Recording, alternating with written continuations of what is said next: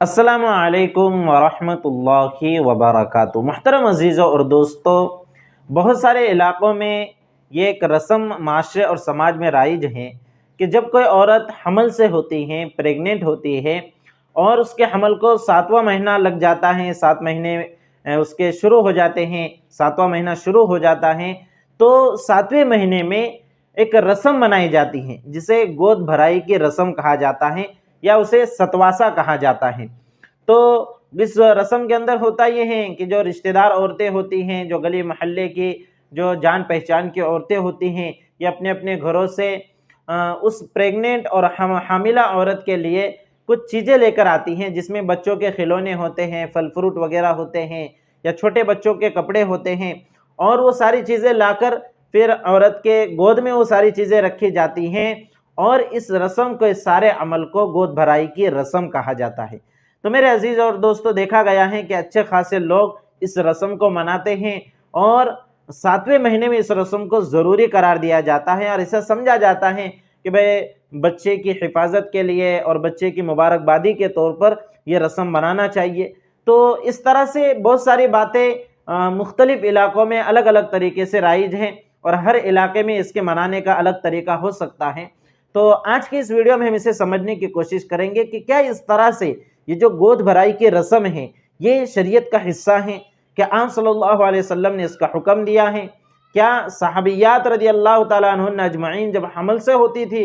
اور 7واں مہینہ ان کے حمل کو ہوتا تھا تو کیا وہ بھی اس طرح سے گود بھرائی کی رسم منایا کرتے تھے؟ انشاءاللہ اس کو ہم سمجھنے کی کوشش کریں گے۔ محترم دوستو، دیکھیے، یاد رکھیے کہ ہم چونکہ اہل ایمان ہیں، مسلمان ہیں، اللہ اور اس کے رسول کے نام لیوا ہیں، اس لیے ہماری ذمہ داری ہے کہ ہم اپنے ہر عمل کو آپ صلی اللہ علیہ وسلم کے بتائے ہوئے طریقے کے مطابق کرنے کی کوشش کریں۔ جن چیزوں سے آپ صلی اللہ علیہ وسلم نے روکا ہے ان سے بچنے کی کوشش کریں، جن چیزوں کے کرنے کا حکم دیا ہے ان چیزوں پر عمل کرنے کی کوشش کریں۔ میرے عزیزوں اور دوستوں، بھائیوں اور بہنوں، اگر ہم آپ صلی اللہ علیہ وسلم کی سیرت طیبہ پڑھتے ہیں یا صحابیات رضی اللہ تعالیٰ عنہن اجمعین کی زندگیوں کو پڑھتے ہیں، احادیث کے ذخیرے کو کھنگالتے ہیں، تو کہیں پر بھی ہمیں ایک چھوٹی سی ایسی حدیث بھی نہیں ملتی، یا ضعیف اور کمزور حدیث بھی ایسی نہیں ملتی جس میں یہ بات بتائی گئی ہو کہ اس طرح سے گود بھرائی کی رسم منانی چاہیے، یا کسی صحابیہ نے اس طرح کی گود بھرائی کی رسم منائی ہو، یا کسی صحابی نے اپنی بیوی یا اپنی بہن کی اس طرح سے گود بھرائی کی رسم میں شرکت کی ہو، یا اس طرح سے ان کو رسم منانے کا حکم دیا ہو۔ ایسی کوئی بھی حدیث پورے ذخیرہ احادیث میں آپ صلی اللہ علیہ وسلم کی سیرت طیبہ میں، صحابہ اور صحابیات رضی اللہ تعالیٰ عنہن اجمعین کی سیرت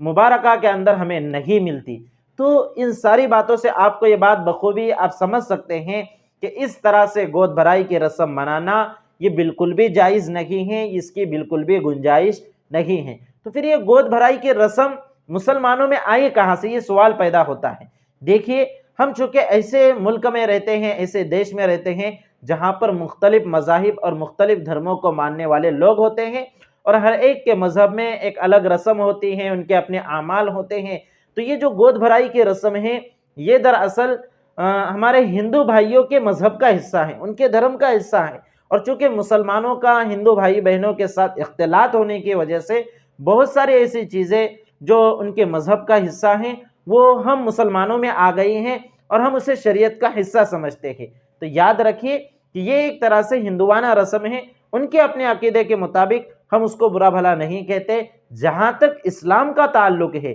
شریعت مطہرہ کا تعلق ہے، تو اس طرح سے گود بھرائی کی رسم کی شریعت مطہرہ میں، اسلام میں کوئی گنجائش نہیں ہے۔ بلکہ میرے عزیزوں اور دوستو، آپ ایک حدیث کو اچھے سے سمجھ لے، جو بارہا میں اس سے پہلے بھی کئی ویڈیوز کے اندر جس میں نے مشابہت کے تعلق سے مسائل بیان کیے ہیں، یہ بات عرض کر چکا ہوں کہ آپ صلی اللہ علیہ وسلم کی حدیث ہے، من تشبہ بقوم فہو منہم، کہ جو جس قوم کے مشابہت اختیار کرے گا اس کا شمار انہی لوگوں میں سے ہوگا۔ اب آپ اندازہ لگائیے کہ آپ جس قوم کی مشابہت اختیار کر رہے ہیں، تو اگر ایسا ہو گیا کہ آپ نے کسی قوم کی مشابہت اختیار کی تو آخرت میں آپ کا حشر بھی انہی لوگوں کے ساتھ ہوگا۔ اس لیے ان چیزوں کو معمولی نہ سمجھیں، اور شریعت مطہرہ پر آپ صلی اللہ علیہ وسلم کے بتائے ہوئے طریقے کے مطابق آپ چلنے کی کوشش کریں۔ کوئی عورت حمل سے ہے تو حمل کی حالت میں بھی وہی احکام ہیں جو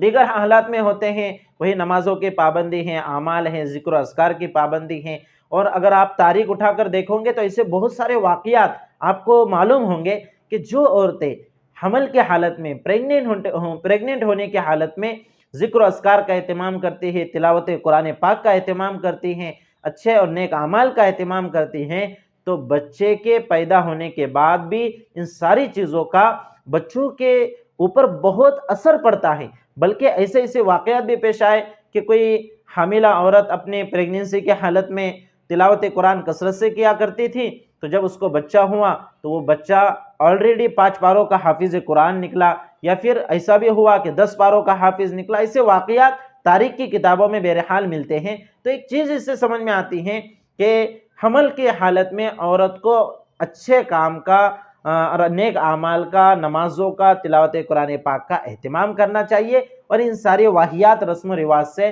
اپنے آپ کو بچانا چاہیے، اور معاشرے اور سماج کو ان چیزوں سے پاک کرنے کی کوشش کرنی چاہیے۔ اللہ رب العزت سے دعا ہے کہ اللہ رب العزت ہم سب کو اسلامی تہذیب کے مطابق زندگی گزارنے کی توفیق مرحمت فرمائے، اور